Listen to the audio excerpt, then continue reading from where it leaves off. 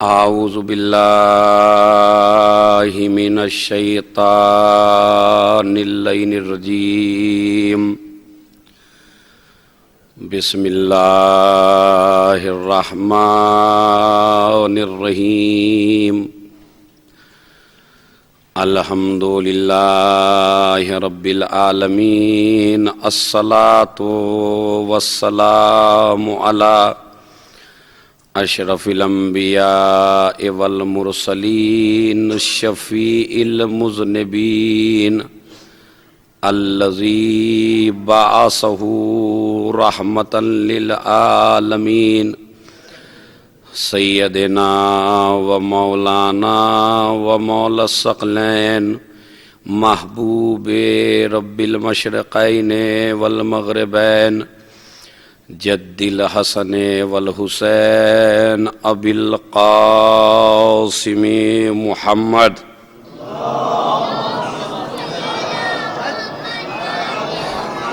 وعلی اہل بیتہ الطیبین الطاہرین المعصومین المظلومین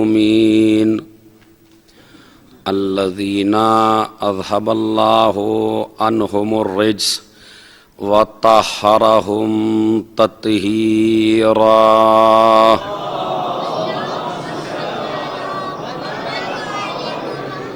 ولعنۃ اللہ علی اعدائہم اجمعین من یومنا ھذا الی قیام یوم الدین اما بعد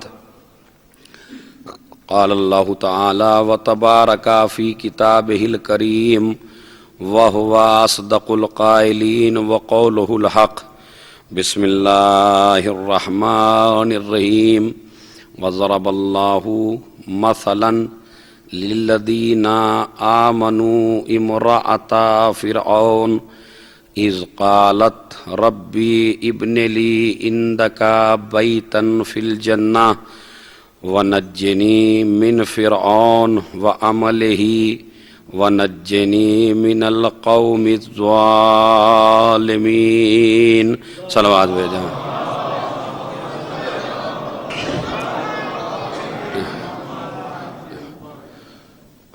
پروردگار عالم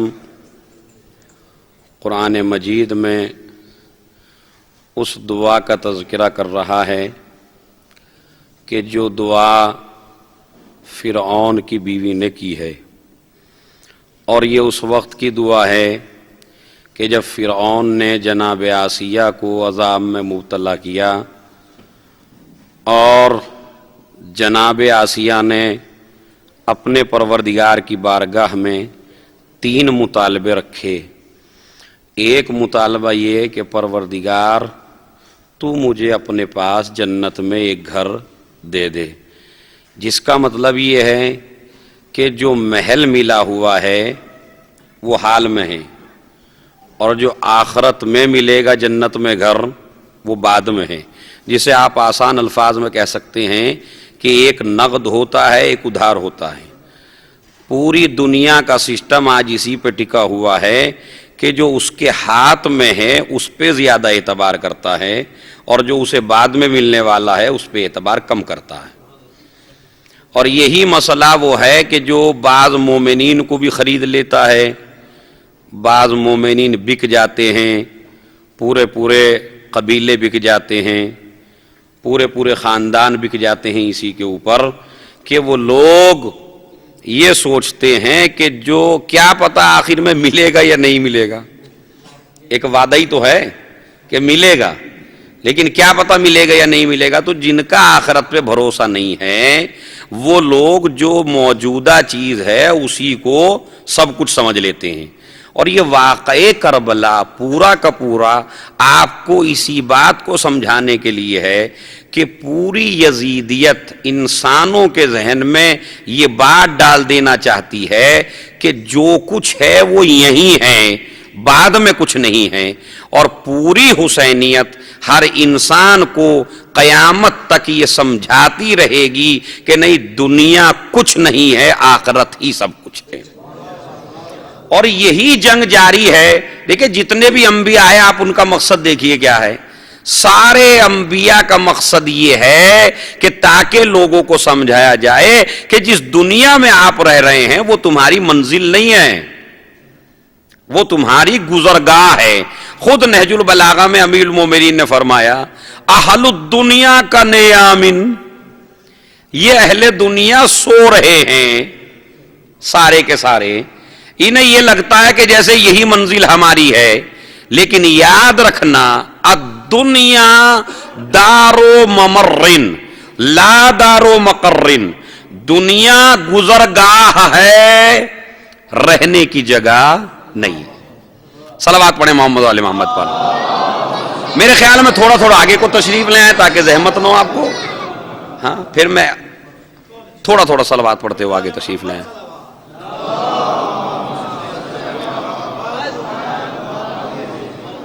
ہاں ایک ایک بات پہ توجہ دیں چونکہ موضوع بڑا دقیق چل رہا ہے جناب ثانی ہزارہ سلام اللہ علیہ کے اوپر، تو اس میں کیا الدنیا دارو ممرن، یہ نہج البلاغہ ہے، خطبہ ہے حضرت امیر کا۔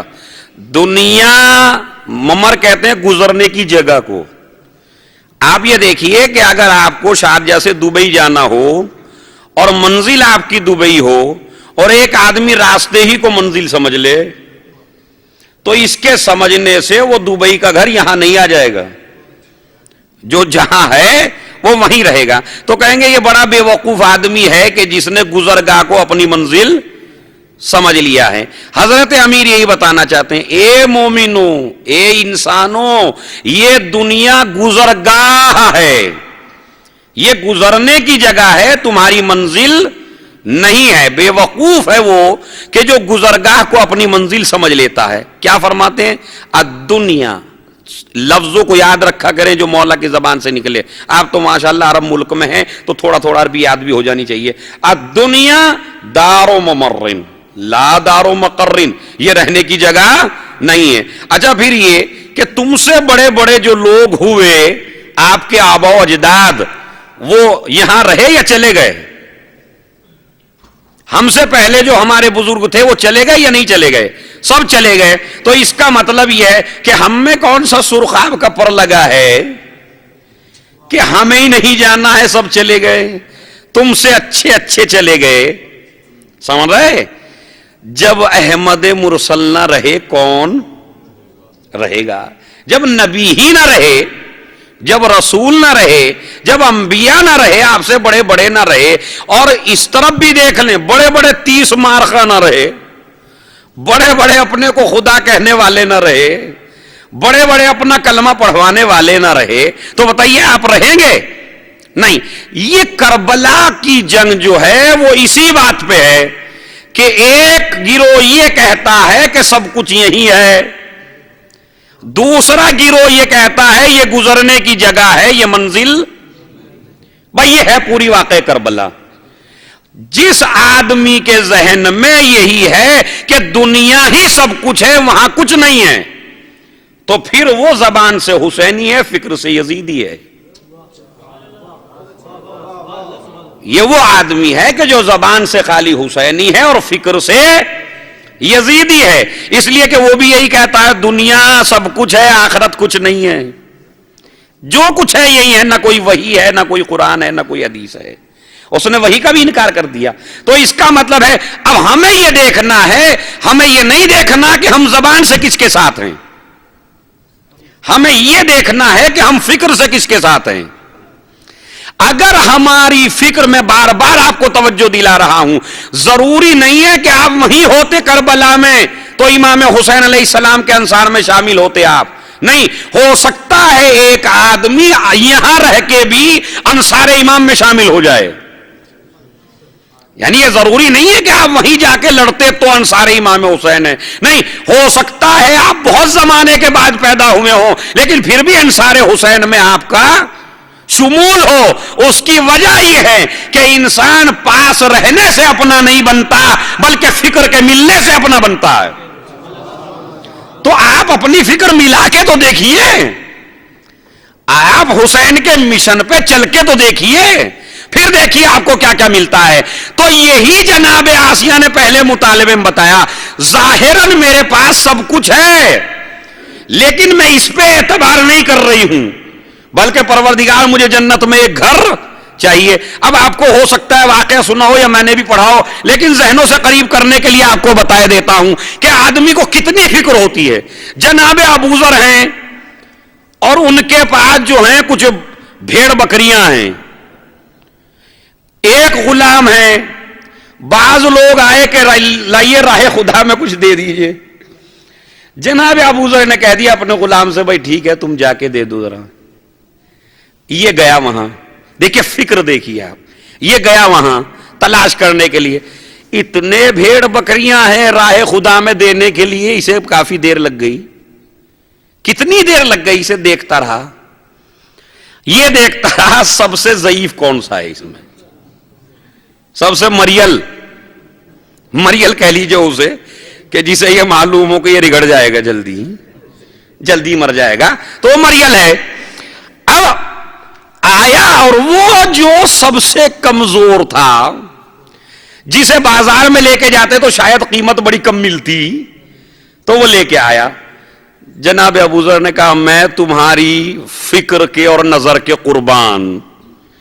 ارے ایک آدمی آیا ہے رائے خدا میں کوئی چیز لینے کے لیے اور تمہیں اتنی دیر لگ گئی اسی میں؟ ارے اتنے بھیڑ تھے یہ، ان میں سے کسی ایک کو پکڑ کے دے دیتا اللہ کی راہ میں۔ کہا حضور آپ چکے، بس ٹھیک ہے آپ اتنی سیاست سے واقف نہیں ہیں، آپ سے تجارت بھی نہیں آتی، بس ٹھیک ہے اللہ نے آپ کو دے دیا ہے، مگر سارا کام کاج تو میں ہی دیکھتا ہوں، میں دیکھتا ہوں بازار میں کس چیز کی ڈیمانڈ ہے، کس چیز کی ڈیمانڈ۔ یہ دیکھے یہ مالک سے بھی زیادہ ہوشیار ہے، مالک وہ ہیں مگر ہوشیار ہے یہ غلام۔ کیا کہہ رہا ہے؟ کہا نہیں آپ نہیں جانتے، جب بازار لگتا ہے نا تو جو موٹا تازہ ہوتا ہے اسی کی طرف مجمع بھاگتا ہے، اور جو باریک سا ہوتا ہے جو پتلا سا اس کے گوشت پہ کس کی توجہ ہوتی ہے۔ لہذا میں نے اس وجہ سے دیر لگائی، اس لیے کہ میں نے یہ دیکھا پہلے کہ یہ بازار میں بہت دیر سے بکے گا، لہذا اسے میں ڈھونڈ کے لایا ہوں۔ اچھا، اور باقی فائدہ آپ کو بہت زیادہ ہوگا، یہ جو ماشاءاللہ جوان سے ہیں جن کا گوشت زیادہ ہے جلدی سے بک جائے گا بازار میں۔ ایک مرتبہ جناب ابو ذر نے کہا کہ ہاں ٹھیک ہے تیری غلطی نہیں ہے، اس لیے کہ تیری نظر میں بس یہی دنیا ہے۔ سنیے وہ معیار جو جناب آسیہ بتا رہی ہیں، تیری نظر میں یہی دنیا ہے۔ ایک مرتبہ آئے اور جو سب سے اچھا تھا اس کو پکڑ کے راہ خدا میں دے دیا۔ یہ غلام چیختا ہے ارے آپ نہیں جانتے مال آپ کا ہے، لیکن میں جانتا ہوں ڈیمانڈ کس چیز کی ہے بازار میں، یہ آپ کیا کر رہے ہیں، فائدہ زیادہ ہوگا یہ دے دیجئے۔ تو انہوں نے کہا ٹھیک ہے میں نے بھی فائدے ہی کے لیے دیا ہے، میں نے بھی دیا ہے فائدے کے لیے، تو بھی دیتا فائدے کے لیے، مگر کیا کروں تیری نظر دنیا پر ہے میری نظر آخرت پر ہے،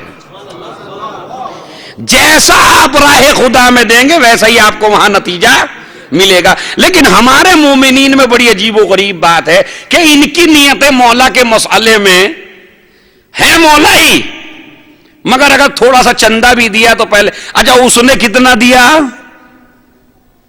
پہلے سوال کر لیتے ہیں اس نے کتنا دیا۔ اچھا ٹھیک ہے وہ چاہے دے یا نہ دے، آپ کو اپنی قبر میں سونا ہے، اسے اپنی قبر میں سونا ہے، یہ آپ کیوں ضائع کر رہے ہیں دوسرے کا پوچھ کے، جو آپ کو دینا ہے آپ دے دیجئے۔ مگر چونکہ شیطان پیچھے لگا ہے کہ کس طرح برباد کروائے عمل کو، تو عزیزو یہ دو جنگیں چل رہی ہیں پوری ہسٹری میں کہ انبیاء کا مقصد ہے یہ بتانا کہ دنیا رہنے کی جگہ نہیں ہے، گزرگاہ ہے، اور اس کے مقابل میں شیطان، حامان، قارون، فرعون، نمرود، یہ ساروں کی فکر کیا ہے، یہی سب کچھ ہے، آخرت کچھ بھی نہیں ہے۔ اسی بات کو باطل کرنے کے لیے آسیہ نے کیا کہا، دولت کو چھوڑ دیا، اقتدار کو چھوڑ دیا، سلطنت کو چھوڑ دیا۔ ارے تمہیں ٹھنڈی ٹھنڈی ہوائیں لگتی ہیں، ریشمی لباس ہے، ریشمی گدے ہیں، آپ کے خدمت میں کنیزے اور غلام حاضر ہیں، کہا نہیں میں سب کو ٹھوکر مار رہی ہوں، مجھے کچھ نہیں چاہیے، مجھے پروردگار کا قرب چاہیے۔ مطالبہ تو دیکھیے قرآن میں کیا ہے، رب ابن لی عندک بیتن فی الجنہ، میں فرعون کے محل کو ٹھوکر مار رہی ہوں، مجھے محل نہیں چاہیے، پروردگار مجھے جنت میں گھر چاہیے، پھر مجھے فرعون سے بھی نجات دے، فرعون کے عمل سے بھی نجات دے، جو برائی فرعون کے اندر ہے وہ میرے اندر نہ آ جائے، پھر مجھے اس پورے اجتماع سے نجات دے۔ تو یہ تین مطالبے ہیں، انہی تین مطالبوں کو دیکھ لیے شہزادی جناب زینب کبریٰ سلام اللہ علیہا میں۔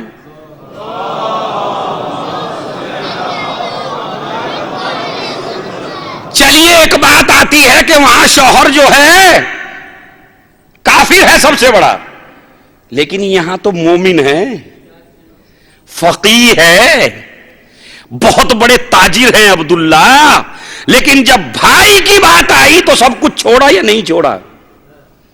خالی کس لیے؟ آخرت کے لیے، بچوں کی قربانی دی۔ دنیا کی ہر ماں اپنے بچوں کی شہادت پا صبر کرتی نظر آئی ہے، مگر زینب وہ کردار ہے کہ جس نے شکر کر کے بتایا، ہر ماں۔ اسی وجہ سے میں نے کہا کہ جب ان کے نام کی بات آئی، کل کا موضوع یہاں سے تھا نا، جب نام کی بات آئی تو نبی تک نے نہ رکھا، فَأَنْتَظِرَ نُزُولَ الْوَحِيِّ، میں وحی کے نازل ہونے کا انتظار کر رہا ہوں، اور ادھر سے آیا سما اللہ زینبا، اللہ نے اس بچی کا نام زینب رکھا۔ جسے سننا ہو کل کی مجلس سننے، مجھے ریپیٹ نہیں کرنا ہے۔ لفظ زینب کے تین معنی میں نے آپ کو بتائے تھے، لفظ زینب کے تین معنی ہے۔ اب میں آپ کو جس چیز کا وعدہ کیا تھا وہ بتانا چاہتا ہوں، اور وہ کیا ہے؟ مجھے آپ انصاف سے بتائیے، سوچ کے بتائیے کہ زینب کے خاندان سے بڑا کسی کا خاندان ہے؟ سوچ کے بتائیے۔ اب میں حدیث پڑھ دیتا ہوں۔ خیر قال رسول اللہ صلی اللہ علیہ وآلہ وسلم خیر رجالکم علی وخیر نسائکم فاطمہ وخیر شبابکم الحسن والحسین، مردوں میں سب سے بہتر علی، عورتوں میں سب سے بہتر سیدہ، اور جوانوں میں سب سے بہتر حسن و حسین۔ یہ کس کا خاندان ہے؟ کس کا خاندان ہے یہ بتائیے؟ یہ جناب زینب کبریٰ ہی کا تو خاندان ہے۔ بھائیوں سے بہتر کوئی نہیں، ماں سے بہتر کوئی نہیں، باپ سے بہتر کوئی نہیں، نانا سے بہتر کوئی نہیں، نانی سے بہتر کوئی نہیں، دادا سے بہتر کوئی نہیں، دادی سے بہتر کوئی نہیں۔ عزیزو، یہ تو شاعروں کے شعر ہوتے ہیں کہ جو آپ کو واقعہ نہ مگن کر دیتے ہیں، لیکن اگر کسی آدمی کے اوپر آپ آج سے لے کے اور قیامت تک لکھتے چلے جائیے فضائل، لکھتے چلے جائیں کسی بھی آدمی کے اوپر، لاکھوں کتابیں لکھ دیں، تو وہ لاکھوں کتابیں ایک طرف رکھ دیں اور زینب کی یہ فضیلت ایک طرف رکھ دیں کہ زینب علی کی بیٹی ہے۔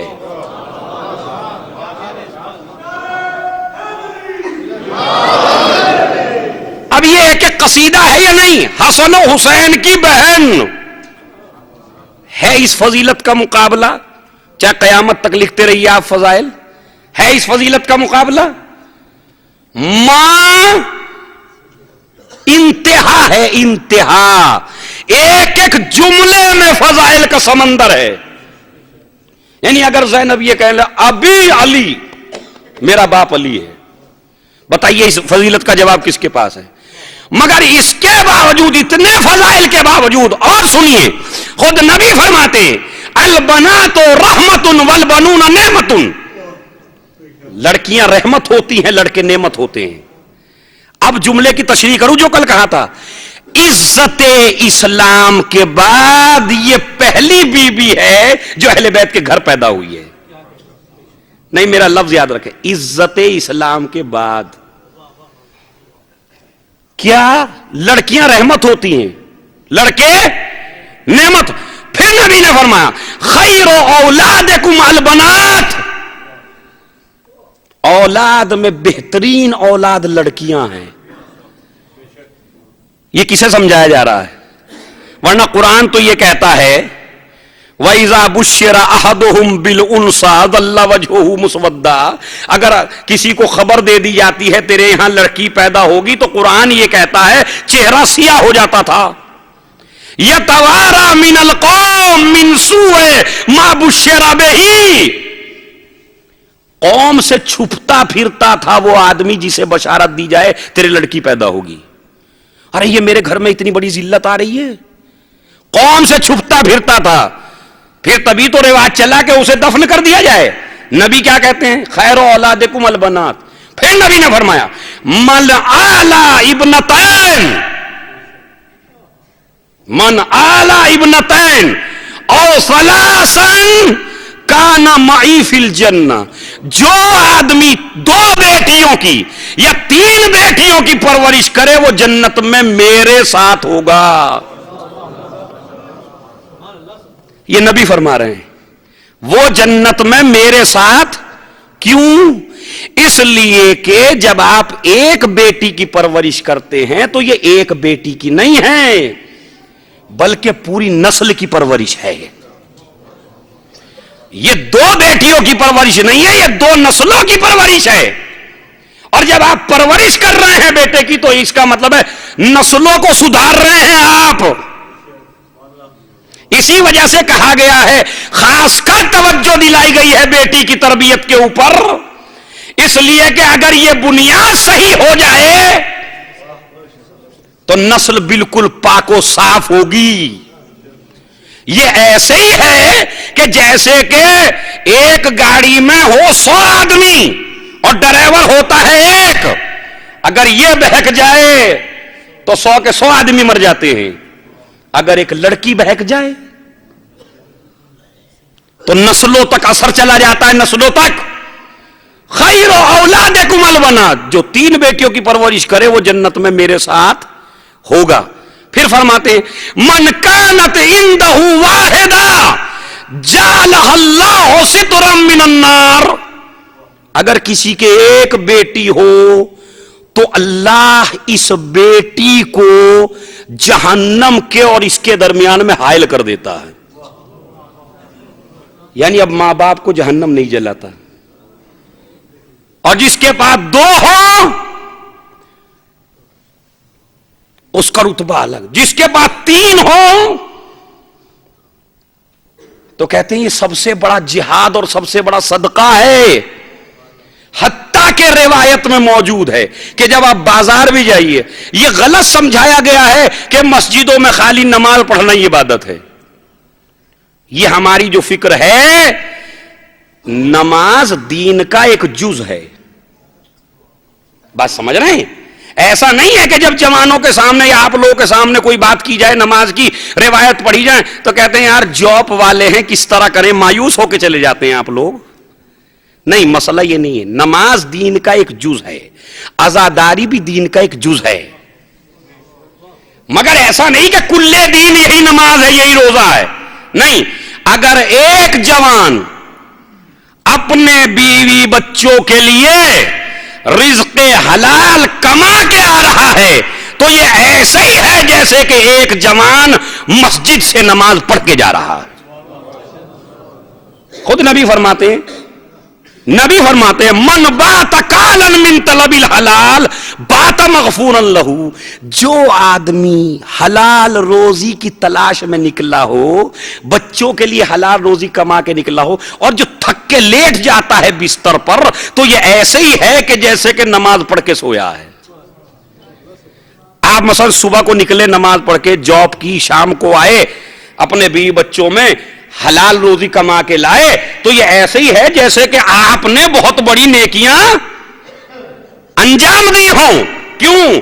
اس لیے کہ دین خالی نماز کا نام نہیں ہے. اس لیے کہ جس نے نماز کو واجب کیا اسی نے بیوی کے حقوق رکھے، بچوں کے حقوق رکھے، والدین کے حقوق رکھے. بس جس طرح نماز پڑھنا اس کے حق کی ادائیگی ہے، اسی طرح بچوں کا پیٹ پالنا یہ بھی اس کے حق کی ادائیگی ہے. تو کوئی فرق نہیں ہے. یہ نہ سمجھیے جو زیادہ مسجد میں بیٹھے وہ مومن ہے، نہیں. ہاں، جو فریضہ ہے نماز کا وقت، جب نماز کا وقت ہو تو نماز پڑھیے، جب روزی کمانے کا وقت ہو تو روزی کمائیے، یہ شریعت اسلام نے کہا. حتیٰ کہ روایت میں موجود ہے من دخل السوق، جو آدمی بازار میں داخل ہو، بازار میں، فاشترى تحفة يحملها لعياله، اور وہ ایک تحفہ خریدے بازار سے، کس کے لیے؟ اپنے بچوں کے لیے. جو جوان بازار میں داخل ہو اور وہ تحفہ خریدے اپنے بیوی بچوں کے لیے، تو نبی کیا فرماتے ہیں؟ کحامل صدقۃ الی قوم محاویج، یہ ایسے ہی ہے جیسے کہ ایک آدمی جو صدقہ اٹھا کے پہنچا رہا ہو ایسے لوگوں کی طرف جو محتاج ہیں. نہیں، توجہ ہے میری طرف. جو آدمی بازار سے ایک تحفہ خرید رہا ہے اپنے بیوی بچوں کے لیے، وہ ایسے ہی ہے جیسے صدقہ اٹھا کے لے جا رہا ہو محتاجوں کے لیے. پھر کیا فرماتے ہیں؟ جب گھر لے جائے یبدأ بالاناث قبل الذکور، تو بیٹی کو پہلے دے، بیٹے کو بعد میں دے. بیٹی کو پہلے دے، بیٹے کو بعد میں دے. دیکھیں بیٹے کے بھی بڑے احکام ہیں، لیکن میرا موضوع گفتگو یہ ہے کیا بیٹی کو پہلے دے. کیوں؟ فَإِنَّهُ مَنْ فَرَّحَ أُنْثَىٰ فَكَأَنَّمَا اعتقى رقبة من ولد اسماعیل. اس لیے کہ جو ایک بیٹی کو خوش کر دے وہ ایسے ہی ہے جیسے اولاد اسماعیل میں سے ایک غلام اللہ کی راہ میں آزاد کرے. عزیزو میری طرح متوجہ ہیں آپ؟ متوجہ ہیں؟ اب یہ بتائیے کہ جہاں دوسروں کے لیے اتنا اہتمام ہو کہ بیٹیوں کو اتنی عزت ملتی ہے ان کے اقوال کی بنیاد پر، تو جب ان کے گھر میں زینب کی شکل میں بیٹی پیدا ہو تو بتائیے اس کا کتنا احترام رہا ہوگا؟ کتنا احترام ہے.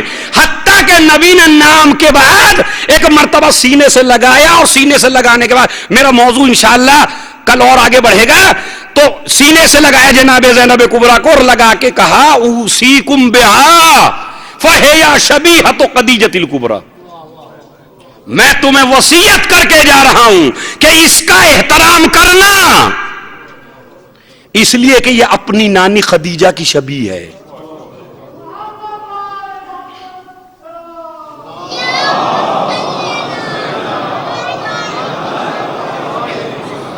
کیا کہا؟ یہ اپنی نانی خدیجہ کی، اور روایات میں ہے کہ خدیجہ سے مشابہ تھی جناب زینب کبریٰ. رسول بہت زیادہ یاد کرتے تھے خدیجہ کو، تو اللہ نے انہی کی زندگی میں جناب زینب کو عنایت کر دیا تاکہ جب تمہیں خدیجہ یاد آئے تو تم زینب کو دیکھ لینا. اوصیکم، میں تمہیں وصیت کر رہا ہوں. کس کے بارے میں؟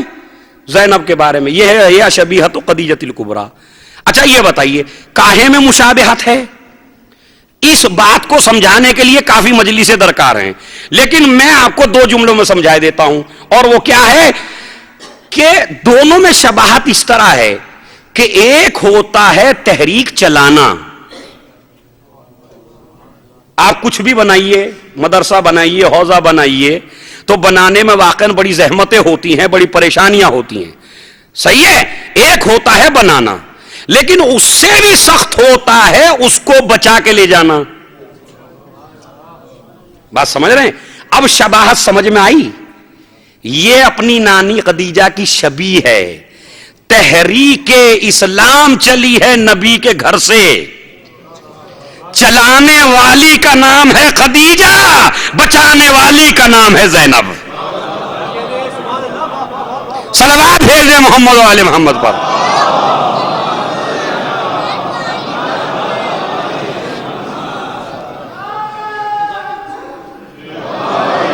جس نے تحریک چلائی اس کا نام ہے خدیجہ، اور جس نے تحریک بچائی اس کا نام ہے زینب کبریٰ سلام اللہ علیہا. اچھا یہ چلیے میں تمہیں نصیحت کر رہا ہوں. پھر رونے لگے نبی.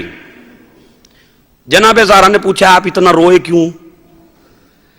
پورا واقعہ بیان کیا جو ہونا تھا. جناب زینب کبریٰ کے حوالے سے پورا واقعہ نبی نے بیان کیا، اور نبی بیان کرتے جا رہے ہیں، شہزادی رو رہی ہیں، تو ایک جملہ کہا، بس سنیے، ایک جملہ کہا، بابا یہ بتاؤ جو اس کے مصائب پہ روئے اس کا اجر کتنا ہے؟ نہیں، چونکہ اس بی بی کے فضائل میں مصائب ہیں، مصائب میں فضائل ہیں، تو کیا کہا؟ اب یہ چھوٹا سا جملہ ہے، لیکن جب تک آپ کو کئی مجلسوں میں یہ نہ بتایا جائے کہ حسین ابن علی کی زیارت کا کیا ثواب ہے، تب تک یہ جملہ سمجھ میں نہیں آئے گا۔ لیکن میں آپ کو بتا رہا ہوں، نبی نے فرمایا من بکا علی مصابہا کمن بکا علی مصاب اخویہا، جو حسن و حسین کے مصائب پر رونے کا ثواب ہے وہی زینب کے مصائب پر رونے کا ثواب ہے، جو ان کی زیارتوں کا ثواب وہی اس کی زیارت کا ثواب۔ اب آپ سمجھے، تبھی تو کہا گیا شریکت الحسین۔ اب سمجھ میں آیا؟ بالکل رتبہ وہی ہے۔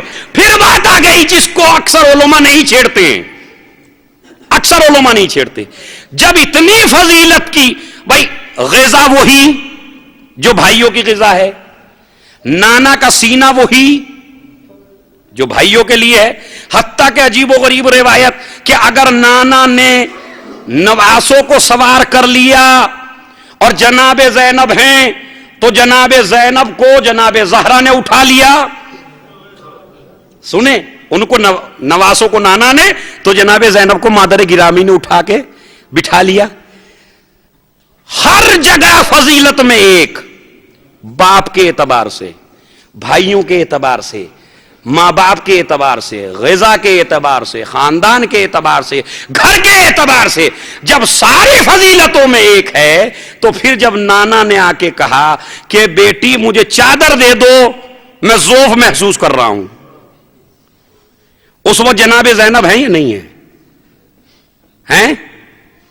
بڑا مسئلہ ہے، سخت مسئلہ ہے۔ اگر میں بھی آپ کو جلدی جلدی بیان کر دوں تو آپ بھی مجھے برا کہہ کے جائیں گے، چونکہ یہ مسئلہ ایک تو چھیڑا نہیں جاتا، اکثر لوگ یہ اس وجہ سے نہیں چھوڑتے، سمجھتے ہیں کہ شاید اس میں کوئی فضائل میں کمی ہے شہزادی کے جو نہیں آئی۔ نہیں، فضائل میں کوئی کمی نہیں ہے، میں آپ کو بتا رہا ہوں کیوں نہیں آئی۔ کہ جب نانا نے آ کے کہا مجھے چادر دے دو، انی اجد فی بدنی، میں بدن میں ذوف محسوس کر رہا ہوں، یہاں بھی فصاحت و بلاغت ہے۔ دو لفظ آتے ہیں، ایک ہوتا ہے جسم اور جسد، اور ایک ہوتا ہے بدن۔ نبی نے یہ کہا میرے بدن میں ذوف ہے، بدن میں سر نہیں آتا،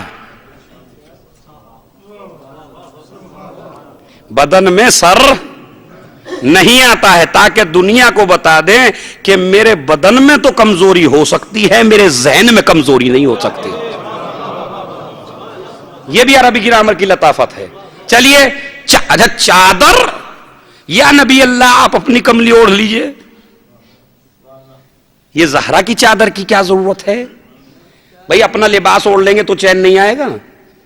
آپ کی کملی کی قسم کھائی جا رہی ہے تو وہ اوڑھ لیجئے۔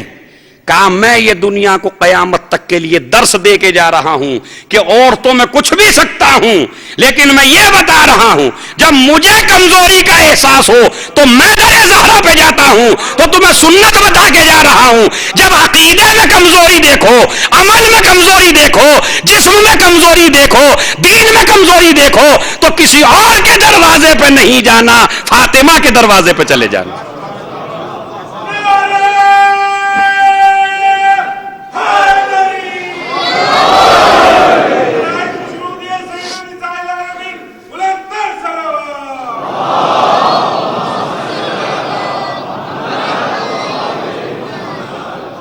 سونی کیوں چلے گئے؟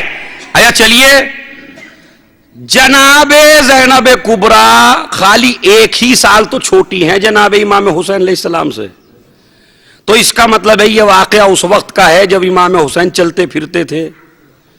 بھائی خود حدیث کسا آپ پڑھتے ہیں، امام رسول آئے، اس کے بعد امام حسن آئے، اب پڑھتے رہتے ہیں آپ، انی اشم عندک رائحہ، میں ایک اچھی خوشبو محسوس کر رہا ہوں جیسے میرے نانا کی ہو۔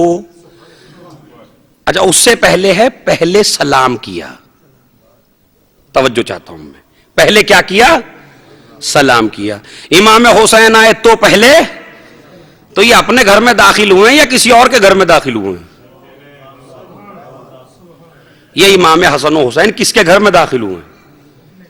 اپنے گھر میں، کسی اور کے گھر میں تو نہیں۔ تو ہم لوگ جب روایت پڑھتے ہیں تو اس سے لوگ یہ سمجھتے ہیں کہ سلام کا مطلب یہ ہے کہ جب کسی کے گھر جاؤ، نہیں، یہ مطلب نہیں ہے کہ کسی کے گھر جاؤ، نہیں، بلکہ اگر اپنے بھی گھر آؤ۔ اچھا، جس قوم کے پاس ایسے ایسے سرمائے ہوں، تو یہ حدیث قصہ خالی ایسا تو نہیں ہے کہ دولہا بنا کے بٹھا دیا اسٹیج پر پڑھ دیا حدیث قصہ، ایسا تو نہیں کہ خالی شادیوں کے لیے ہے، یا مجلس کی سٹارٹنگ سے پہلے کہا کوئی نہیں آیا تو حدیث قصہ پڑھ لو، جب سب آ جائے تو چھوڑ کے ذاکر کو بٹھا دو۔ تو ایسا تو مطلب نہیں ہے اس کا کہ حدیث کی، نہیں، یہ ایک تہذیب ہے جو حدیث قصہ کی شکل میں ہے، یہ کلچر ہے ہمارا، ایک تہذیب ہے ہماری کہ تمام مسلمان جو اہل بیت کو مانتے ہیں ان کا کیریکٹر اور ان کی اپنے بچوں کو تربیت یہ ہو کہ چاہے دوسرے کے گھر میں جائیں چاہے اپنے گھر میں آئے پہلے سلام کریں۔ اچھا سنیے، مسئلہ ایک اور آ گیا، اب کہا کہ یا علی مدد۔ دیکھیں، یا علی مدد بہت عجیب و غریب لفظ ہے، فضیلتوں کی انتہا کا نام ہے علی، ذہن انسانی میں جو نہ سما سکے وہ ہے علی، جسے انبیاء کا ذہن بھی نہ درک کر سکے وہ ہے علی۔ نام علی میں کوئی مسئلہ نہیں ہے، یہ جو دھوکہ دیا جاتا ہے نام علی میں۔ مجھے بتائیے حدیث قصہ صحیح ہے یا غلط ہے؟ صحیح ہے، تو امام حسن کو کیا کہنا چاہیے تھا پہلے وہاں؟ یا علی مدد کہنا چاہیے تھا، سلام۔ بھائی باپ سے زیادہ تو، بیٹوں سے زیادہ تو نہیں چاہتے ہم، اور بیٹا بھی وہ جو معصوم ہو۔ تو مسئلہ دیکھیں یا علی مدد کا نہیں ہے، آپ یا علی مدد کی جگہ یا رسول اللہ کہنے لگے وہ بھی غلط ہے۔ یا رسول اللہ کو چھوڑ دیا آپ یا اللہ کہنے لگے، ملے مومن سے یا اللہ، تو لفظ اللہ میں کوئی کمی ہے؟ تو یہ جو کہا جاتا ہے لفظ علی سے آپ کو کیا پریشانی ہے؟ لفظ علی سے پریشانی نہیں ہے، پریشانی یہ ہے کہ شریعت نے جو چیز رکھ دی ہے اس میں آپ کو بولنے کا حق نہیں ہے، دین غدیر میں مکمل ہو گیا۔ صلوات بھیج دیں محمد و آل محمد پر۔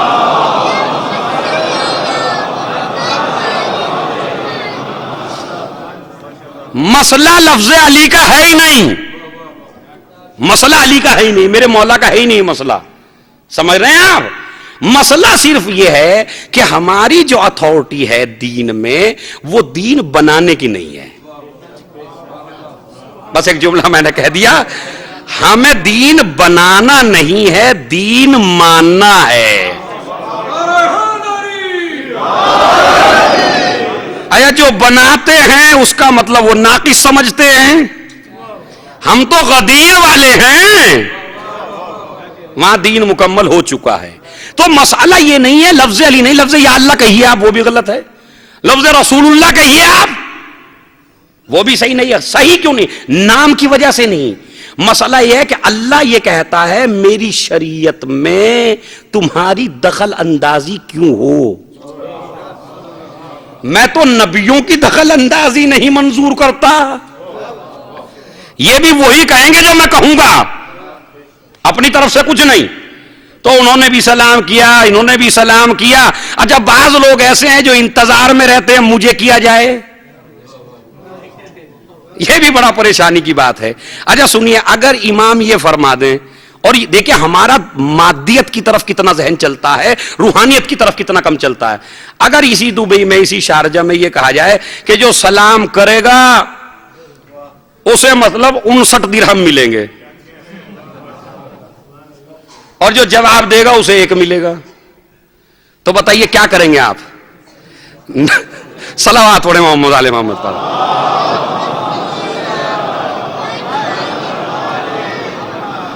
ایمانداری سے بتائیے گا، میں ایسی بات تو نہیں کر رہا ہوں جس میں کوئی غلط لگ رہا ہو آپ کو، اگر یہ کہہ دیا جائے کہ آپ کو 70 سے کم بس 59 سلام کرنے پہ ملے گا، جواب دینے پہ 1 ملے گا، تو آپ کیا کریں گے؟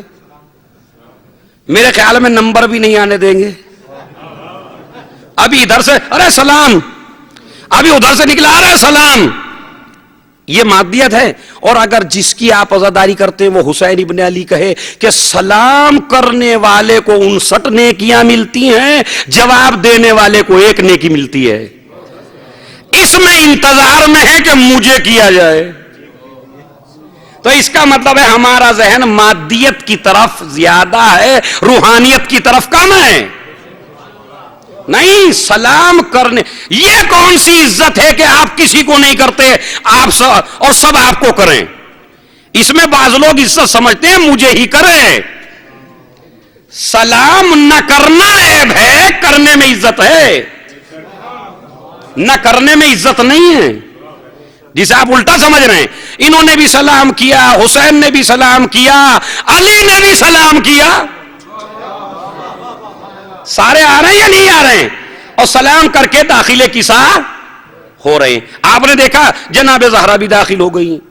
اللہ نے، رسول کیا کہتے ہیں؟ اللہم ان ہؤلاء اہل بیتی، اے پالنے والے یہ ہیں میرے اہل بیت. اچھا گھر میں کون آ رہا ہے؟ اور یہ چادر کیوں؟ یعنی گھر کے اندر ایک گھر.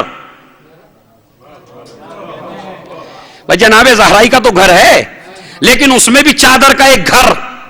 اور پھر کیا کہا؟ اللہم ان ہؤلاء اہل، اے پالنے والے یہ ہیں میرے. اس کی کیا ضرورت ہے چیلنج کرنے کی اللہ کو؟ کہا نہیں، قرآن مجید میں ایک نبی نے کہہ دیا تھا جناب نوح نے، اے پروردگار یہ میرا بیٹا ہے، میرے اہل سے ہے. تو نے ادھر سے کہا تھا کہ یہ بیٹا تو ہے مگر تیرے اہل سے نہیں ہے. میں بھی تیرے سامنے کہتا ہوں یہ ہیں میرے اہل بیت، اگر کوئی عیب ہو تو بتا. صلوات بھیج دیں محمد اور آل محمد پر.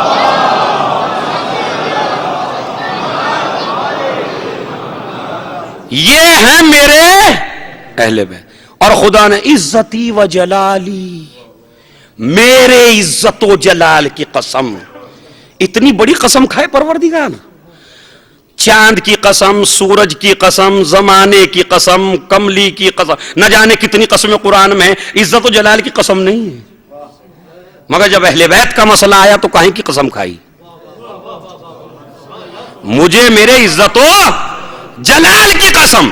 تو مجھے آپ اب انصاف سے یہ بتائیے، تو جو حقدار آیے تطہیر تھے اس میں سے کوئی بچا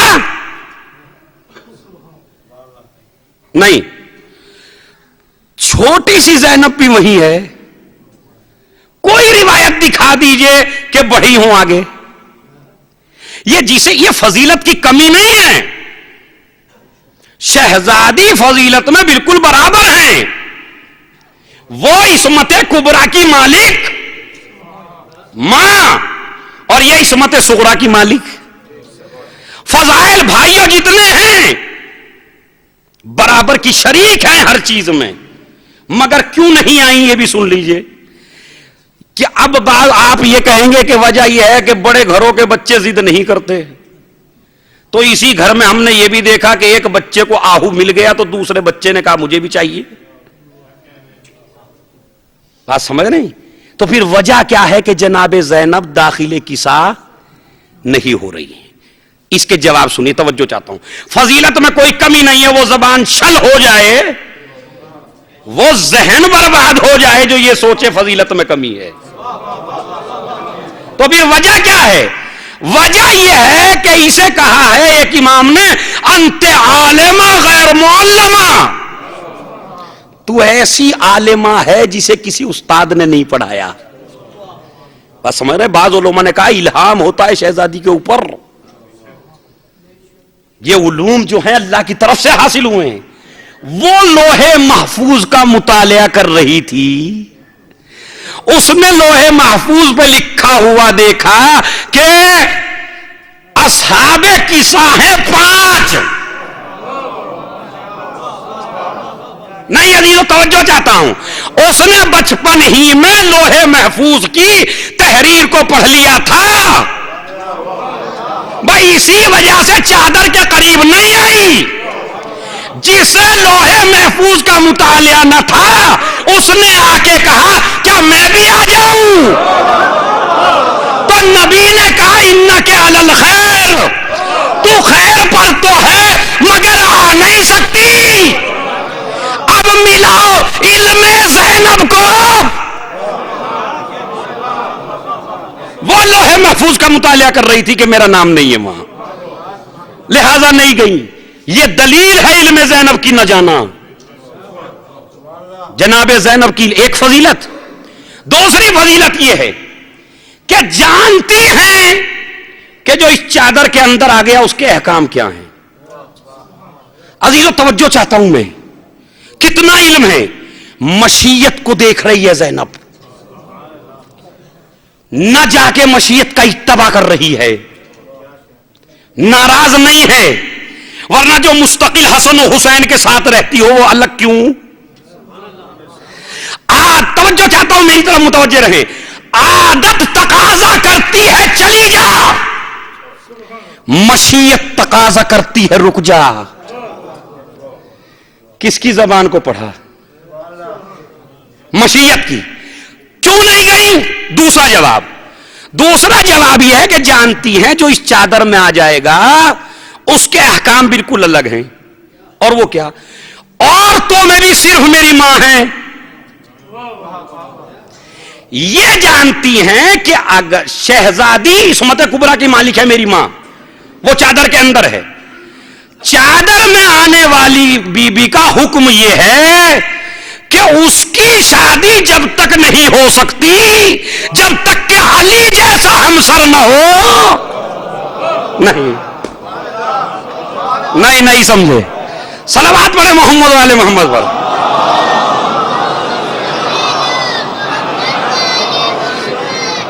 کتنی گہرائی ہے سنیے۔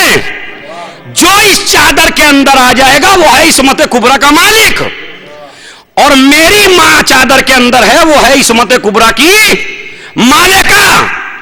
اگر میرے بابا بھی چادر میں نہ ہو تو میری ماں کی شادی ان سے نہیں ہو سکتی۔ نہیں عزیزو، کیوں؟ اس لیے کہ چادر میں آنے کی خاصیت ہے، وہ ہو جاتا ہے عصمت کبریٰ کا مالک۔ اسی لیے نبی نے کہا کہ اگر علی نہ ہوتے تو فاطمہ کا کوئی ہمسر نہ ہوتا۔ اگر علی نہ ہو تو فاطمہ کی شادی ناممکن ہے۔ کیوں؟ اس لیے کہ یہ بھی چادر میں ہے، وہ بھی چادر میں ہے۔ بات سمجھ رہے ہیں؟ اگر زینب چادر میں چلی جائے تو دوسرا علی بننا ناممکن ہے۔ دوسرا علی بنے گا نہیں، محال ہے دوسرا علی بننا۔ علی تو بس ایک ہی ہے، سمجھ رہے ہیں؟ اگر میں چادر میں آ جاؤں تو اللہ کو سلسلہ عصمت میں ترمیم کرنی پڑے گی۔ سنیے، یہ ہے عجیب و غریب جواب۔ سلسلہ عصمت میں اللہ کو ترمیم کرنی پڑے گی۔ ایک سلسلہ عصمت میری ماں سے چلے گا، ایک سلسلہ عصمت پھر میری نسل سے چلانا پڑے گا، اور پھر میری شادی کہیں نہیں ہو سکتی۔ اگر میں چادر کے اندر آ جاؤں تو میری شادی ناممکن ہو جائے گی، محال ہو جائے گی۔ کیوں؟ اور مجھے کربلا میں 2 بچوں کی قربانیاں بھی پیش کرنا ہے۔ یہ اسی وقت ممکن ہے جب شادی ہو، یہ اسی وقت ممکن ہے جب میں چادر سے باہر رہوں۔ اگر چادر کے اندر آ جائیں تو عبداللہ سے بھی شادی نہیں ہو سکتی۔ بات سمجھ رہے ہیں؟ اللہ کو چینج کرنا پڑے گا سلسلہ عصمت۔ تو یہ بتائیے کتنی بات بچا لی چادر میں نہ جا کے؟ بچائی یا نہیں بچائی؟ تیسری بات، میں نہیں جا رہی ہوں چادر میں اس لیے کہ جس طرح دنیا میں فضیلتوں میں میرا باپ ایک ہے، اسی طرح فضیلتوں میں میری ماں ایک ہے۔ جب میں ماں کی برابری نہیں کر سکتی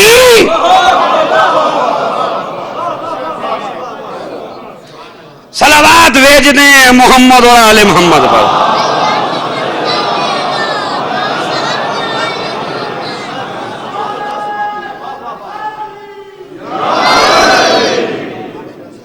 जब मैं मां की बराबरी नहीं कर सकती अपनी, तो दुनिया का कोई इंसान मेरी मां के बराबर नहीं हो सकता। इसीलिए लफ्ज रखा सानिए जहरा, सानिए जहरा, ये दूसरी जहरा है। समझ रहे आप? आप समझे क्यों नहीं आई चादर में? ताकि मेरी मां के हम पल्ला कोई न हो। तीसरा जवाब, मेरी तरह मुतवज्जे हैं? तीसरा जवाब, जब हम अहले बैत की इस्मत को पेश करते हैं कि वो आया तथहीर के मालिक हैं, उनसे गलती नहीं होती, गुनाह नहीं होता, तो एक फिरका आके ये कहता है कि फिर इनका इसमें क्या कमाल है? भाई अगर ये अहले बैत हैं, ये मासूम हैं, अल्लाह ने रिज्क को दूर रखा है इनसे, तो इनका क्या कमाल है इसमें? अल्लाह मेरे से रिज्क को दूर रखता तो मैं भी, तो ये जिम्मेदारी इनकी तो नहीं है ना। रिज्क से दूर रहना इनकी जिम्मेदारी थोड़ा ही है। ये है एतराज।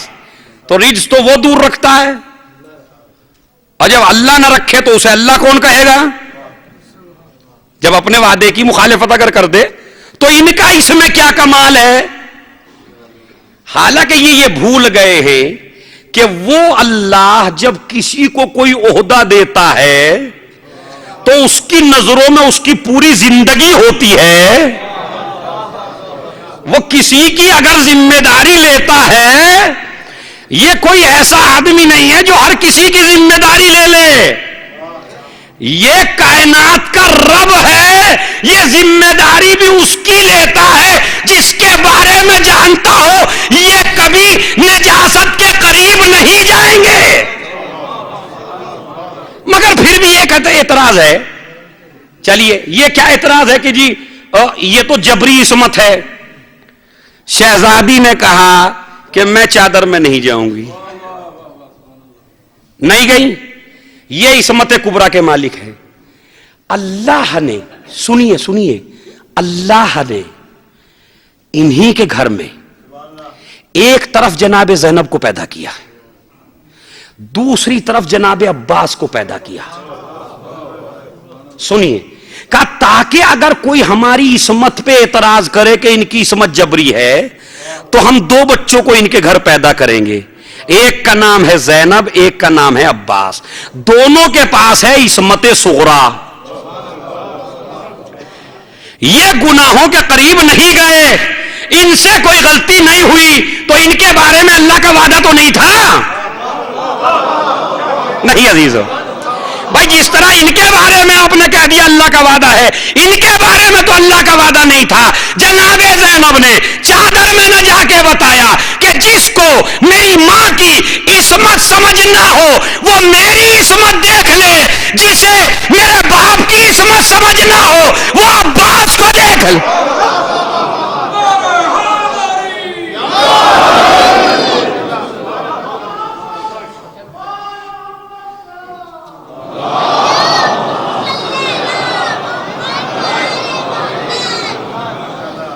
दलील इस्मत बन गई ज़ैनब। उनको बाद में समझना, पहले इन्हें समझो। और अब चौथा जवाब सुन लीजिए। जब पांचों आ गए चादर के अंदर, आए तथहीर नाजिल हो गई। ज़ैनब खड़ी खड़ी देख रही है, क्या बता रही है इसमें कि जब पांचों पर्दे में हो तो पंजेतन की मालिक मैं हूं। दीन को बर्बाद करने की कोशिश न करना। जब ये पांचों चादर में चले गए तो दीन की मालिक मैं हूं। अगर ये दुनिया से चले जाएं तो भी दीन की मालिक मैं हूं। जब पंजेतन चले गए तो मालिक है या नहीं ज़ैनब?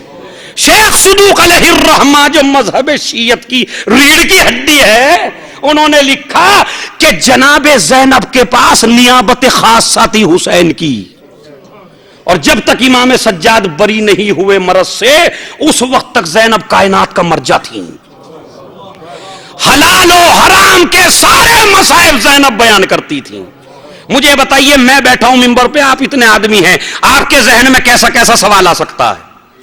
حتماً ہزاروں لوگوں کے ذہن میں وہ سوال ہوگا جس کا جواب میرے پاس نہیں ہے، کیونکہ میرے پاس علم کل نہیں ہے. پتہ نہیں کتنے سوال آپ کے ایسے ہوں گے جس میں عاجز ہو جاؤں گا، بھائی مجھے نہیں پتا. اور اگر کوئی عاجز نہ ہو تو وہ ذلیل بھی ہو جائے گا. علم کی دلیل یہ ہے کہ اگر پتہ نہ ہو یہ کہہ دے مجھے پتہ نہیں ہے، غلط نہ بتائے. اگر غلط مسئلہ آپ نے بتا دیا تو آپ، وہ تو بیچارہ صحیح سمجھ کے چلا گیا، اب اس نے جو زندگی بھر عمل کیا اسے صحیح کا ثواب ملے گا، اور جو غلط کیا ہے اس نے وہ تمہاری گردن پہ آ جائے گا. تو غلط مسئلہ کبھی بتانا بھی نہیں چاہیے. سلونی کا دعویٰ صرف علی کو زیب دیتا ہے. اسی وجہ سے اس نے کہا من ترک قول لا ادری اصیبت مقاتلہ، جس نے یہ کہنا چھوڑ دیا کہ میں نہیں جانتا وہ ہلاک ہو گیا. نہج البلاغہ میں ہے، مولا نے فرمایا کوئی نہیں جان، اور جنہوں نے بنا کے دکھایا کہ میں ہوں، دعوے کیا سلونی کے، تو آپ ان کو حال کو بھی جانتے ہیں. نہیں، یہ دعویٰ صرف انہی کو زیب دیتا ہے. تو عزیزو یاد رکھے. اب یہ بتائیے، پوری دنیا کا مرجع جناب زینب، تو اگر جتنے بھی لوگ ہوں گے اس وقت ان کے ذہن میں کیا کیا سوال آئے ہوں گے؟ تو حسین کی طرف سے ایسا تو معین ہو جس کے پاس ہر آدمی کے ہر ذہن کے سوال کا جواب ہو. تو کتنی بڑی عالمہ ہے زینب. تمہارے ذہنوں میں آنے والے سوالات ختم ہو سکتے ہیں، مگر جہاں تمہارے علم کی انتہا ہو وہاں زینب کے علم کی ابتدا ہوتی. سمجھیے عزیزو، یہ چادر تطہیر کی اس وجہ سے نہیں ہے، فضیلتوں میں کمی کی وجہ سے نہیں، بلکہ دنیا کو بتانے کے لیے جب ہم جیسے ان کے ہم سر نہیں ہیں. میری ماں کے عزیزو، یہ ایام وہ ہیں جو اسی بی بی سے مخصوص ہیں، اسی زینب سے مخصوص ہیں. اور آج شب جمعہ جس کا دن امام سے مخصوص ہے کل کا، جب آپ کے سامنے بیان کیا جاتا ہے زینب بیردہ ہوئی، آپ کتنا روتے ہیں؟ روتے ہیں یا نہیں روتے ہیں؟ اچھا، وقت کا امام کتنا روتا ہوگا؟ خود انصاف سے بتائیے کتنا روتا ہوگا وقت کا امام. سجاد کے زندگی بھر آنسو نہیں رکے، خالی اسی بات پر کہ میری ماں بہنیں اور بیردہ. اور وقت کا امام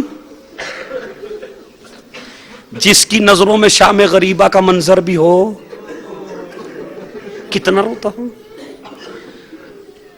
مگر جہاں دوسری مصیبتوں پہ روئے وہاں ایک مصیبت اور ایسی ہے کہ جس پہ ہر آدمی رویا ہے، ہر آدمی.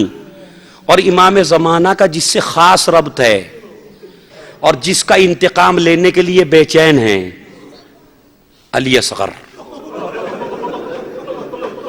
انتقام لینے کے لیے بے چین ہے. ایک انگریز مورخ ہے، اس نے یہ لکھا کہ مجھے تعجب ہوتا ہے لشکر یزید پر. سنیے لفظ سنیے، تعجب ہوتا ہے لشکر یزید پر کہ اس نے ایسے بچے کو تیر مار دیا کہ جسے یہ بھی معلوم نہ تھا تیر کھا کے رونا چاہیے یا ہنسنا چاہیے. اور جب یہ قافلہ جا رہا ہے، جب اکبر کے سر کی طرف نظر پڑتی ہے تو یہ کہتے ہیں جنگ ہوئی ہوگی. حسین کے سر کی طرف نظر پڑتی ہے، کہتے ہیں جنگ ہوئی ہوگی. عباس کے سر کو دیکھتے ہیں، کہتے ہیں برابر کا مقابلہ ہوا ہوگا. لیکن جب ننھے سے بچے کے سر کی طرف نظر کرتے ہیں تو ایک جملہ ہے جو ہر آدمی کہہ رہا ہے راستے میں، کربلا میں جنگ نہیں ہوئی، ظلم ہوا. ارے کس ماں کی گود سے چھین کے بچے کو ذبح کر ڈالا. خود جس کی ماں دیکھ کے کہتی ہے امثلو کا ینہر، کیا تجھ جیسے بچوں کو بھی ذبح کیا جاتا ہے؟ یہ تو میں نے سوچا بھی نہ تھا. کیسی مصیبت، کیسی پریشانی. چلے گئے سجاد، رو رہے ہیں، گریہ کر رہے ہیں، مگر اسی میں ایک ماں ہے قافلے میں، اور جو یہ عہد کر کے چلی ہے وارث کی قبر سے کہ جا تو رہی ہوں لیکن جب تک زندہ رہوں گی سائے میں نہیں بیٹھوں گی. کیوں وجہ سنیے کیوں. اس لیے کہ میرے والی و وارث میں کیسے سائے میں بیٹھ جاؤں کہ جس کا 6 ماہ کا بچہ جلتی ہوئی زمین پہ لیٹا، جس کے وارث کا لاشا تپتی ہوئی زمین پہ پڑا ہو، میں نہیں، سائے میں نہیں بیٹھوں کبھی.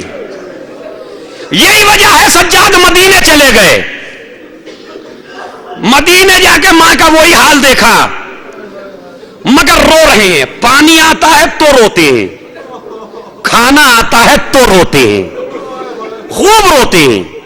منہال سمجھا بھی رہے ہیں. حد تو یہ ہے کہ ایک آدمی آیا، دیکھیں کتنا احساس ہے سجاد کو.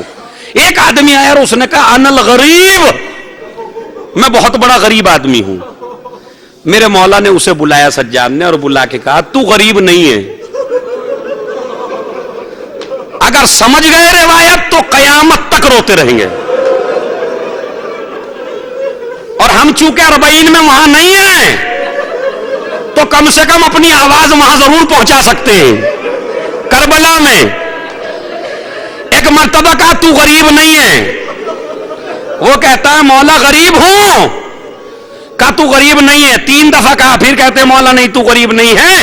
تو اس نے کہا کہ مولا میرے پاس کھانے کے لیے کچھ نہیں ہے. کہا نہیں سب کچھ چھوڑ، بس مجھے اتنا بتا دے کہ اگر تجھے مدینے میں موت آ جائے تو مدینے والوں سے تجھے کیا امید ہے؟ بھائی ایک مرتبہ سینے پہ ہاتھ مار کے کہتا ہے غریب تو ہوں مگر اتنا بڑا غریب نہیں ہوں.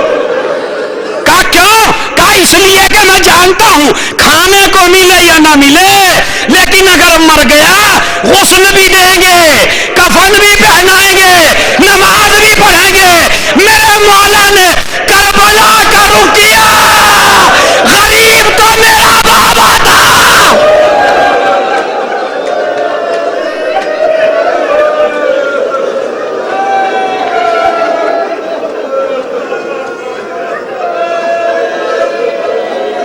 غریب تو میرا بابا تھا.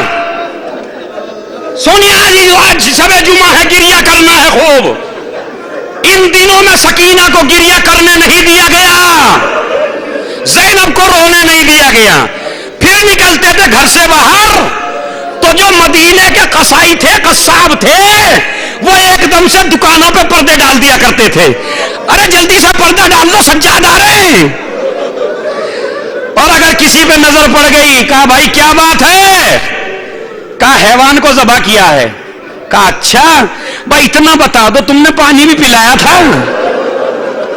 تو وہ کہہ دو مولا ہمارا دستور یہ ہے کہ ہم حیوان کو بھی ذبح نہیں کرتے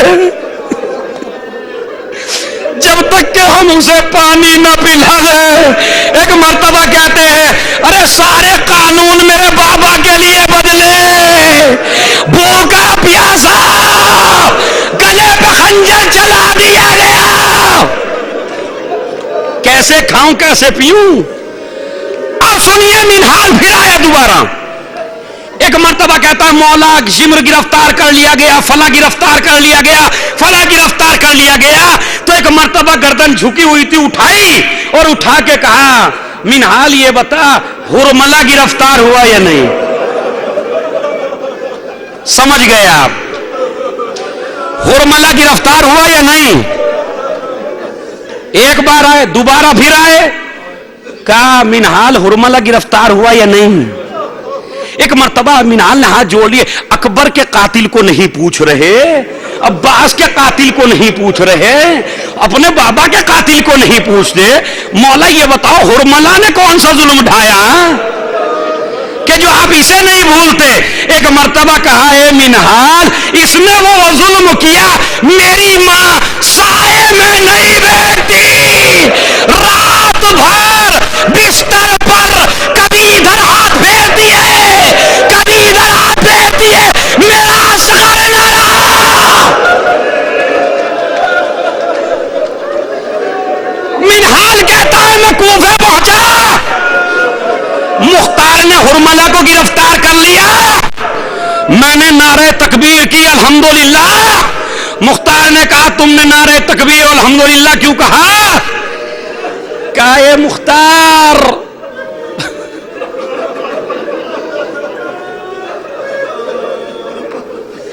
سنیے سنیے, اے مختار میں ابھی امام کے پاس سے آ رہا ہوں,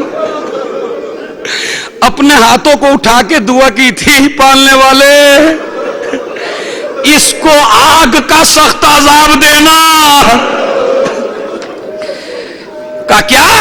کہا بار بار پوچھتے ہیں کہ ہرملہ گرفتار ہوا یا نہیں, اس لیے شکر کر رہا ہوں میرے امام کی جلدی سے دعا قبول ہو گئی.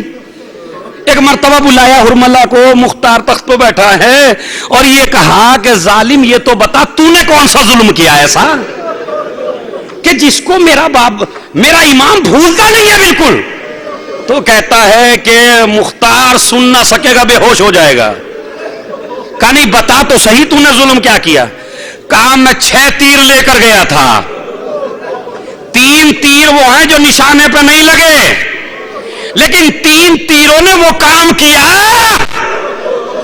کہ حسین کا لشکر پسپا ہو گیا. کہا بتا کیا تو نے کیا کام کیا اپنے تیروں سے. کہا دیکھ پہلا تیر میں نے اس وقت چلایا جب سقائے اہل بیت مشکیزہ بھر کے خیموں کی طرف چلا, ایک ہاتھ کٹ گیا, علم کو دوسرے ہاتھ میں لے لیا, دوسرا ہاتھ کٹا, مشکیزے کو دانتوں میں دبا لیا, ابھی پہنچنے والے تھے میں نے نشانہ لیا, مشکیزے پہ تیر لگا, پانی بہ گیا, تمنا عباس. نہیں سنیے عزیزو, تمنا عباس بہ گئی. گھوڑے سے کہا کہ دوبارہ فرات کی طرف چل, اب میں زندہ نہیں رہنا چاہتا. کسی نے گرز مارا, عباس زمین پہ آئے, مختار بے ہوش ہو گئے. اب جو ہوش آیا کہا بتا دوسرا تیر. کہا یہ نہ پوچھ. کہا نہیں بتا تو صحیح. کہا یہ تیر میں نے اس وقت چلایا جب حسین ننھا سا بچہ لے کر اپنے ہاتھوں پہ آئے, پانی طلب کیا, بچے کو زمین پہ لٹایا, بچہ ہونٹوں پر زبان پھرانے لگا, لشکر رونے لگا, میں نے تیر چلایا, 3 بھال کا تیر, ننھا سا گلا, بچہ باپ کے ہاتھوں پہ پلٹ گیا, حسین کا بازو چھدا.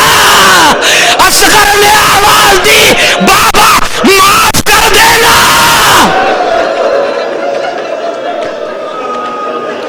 نہیں بھائی خوب روئے.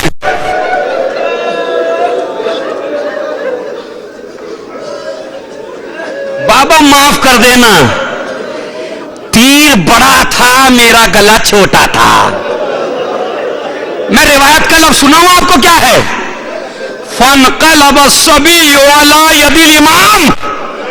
کتنا وزنی تیر تھا کہ بچے کا رخ لشکر کی طرف تھا, لیکن اب جو وزنی تیر چلا تو بچہ باپ کے ہاتھ پر پلٹ گیا. ورنہ حسین ابن علی اور 7 مرتبہ آگے بڑھیں، انا للہ و انا الیہ راجعون بیان کر دیا۔ اس کے بعد سنیے آخری جملہ کا تیسرا تیر کب چلایا؟ خدا کی قسم روتے ہوئے جائیں گے گھر کو۔ مختار بے ہوش ہو گیا یہ بات سن کے، کہا بتا تیسرا تیر؟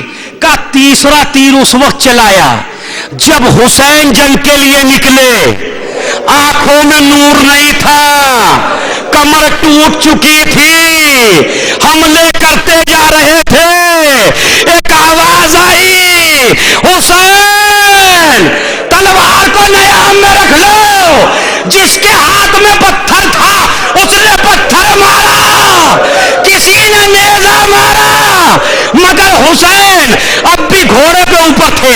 اتنے تیر تھے، اتنے تیر تھے، خود امام سجاد سے پوچھا گیا مدینے میں تمہارا باپ کتنا زخمی تھا؟ ایک مرتبہ امام نے انگوٹھی دکھائی، کہا جتنی جگہ اس نگینے کی ہے اتنی جگہ بھی میرے باپ کے جسم میں نہیں بچی تھی۔ اور ملا کہتا ہے میں نے دیکھا کوئی جگہ خالی نظر نہیں آتی، ہر جگہ تیر ہے۔ حسین گھوڑے پہ تھے، ایک مرتبہ میں نے کیا دیکھا؟ پیشانی پر سجدے کی جگہ خالی ہے، میں نے تیر چلایا، حسین کی پیشانی پہ لگا، زہرا کا لاڈلا گھوڑے پہ ڈگمگانے لگا، زمین پر آئے، فاطمہ آ گئی، اے میرے حسین۔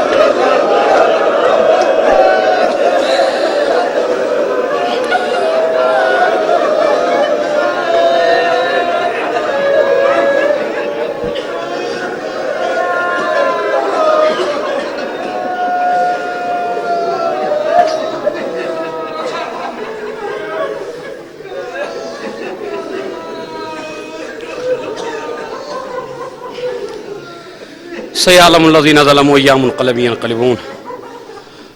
پالنے والے ان آوازوں پر رحمت نازل فرما، ان آنسوؤں کو رومال زہرا میں جگہ عنایت فرما، پرچم اسلام کو سربلندی عنایت فرما، شان حیدر کرار جہاں کہیں میں ان کی جان کی، مال کی، عزت کی، آبرو کی حفاظت فرما۔ کیا نام ہے؟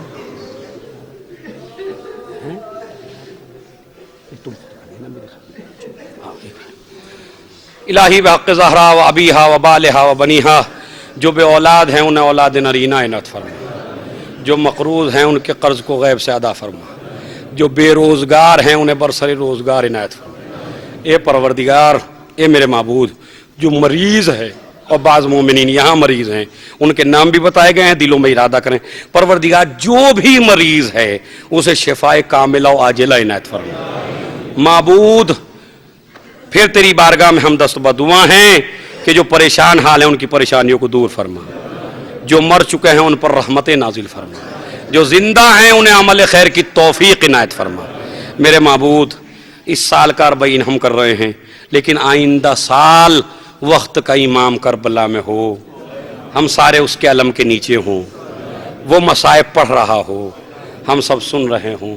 معبود امام کے ظہور میں تعجیل فرما، تعجیل فرما، موجودہ حکومت کی حفاظت فرما، حکمرانوں کی حفاظت فرما۔ اے پروردگار بحق زہرا و ابیہا و بالہا و بنیہا، آج شب جمعہ ہے اور کل کا دن امام زمانہ سے مخصوص ہے کہ ظہور جمعے کے دن ہوگا۔ اے معبود ہمارے گناہوں کی طرف نہ دیکھنا، ہمیں امام کے لشکر میں، ان کے آوان میں شمار فرما۔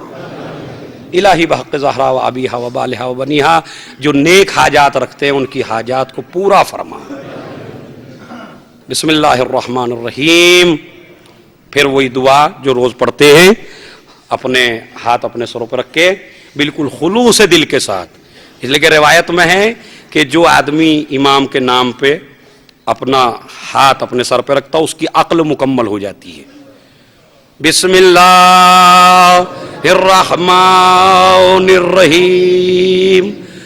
اللہم کل ولی کال حجت ابن الحسن صلواتک علیہ وعلی آبائے، زور سے، فی هذه الساعة وفی کل ساعة ولیا وحافظ وقائدا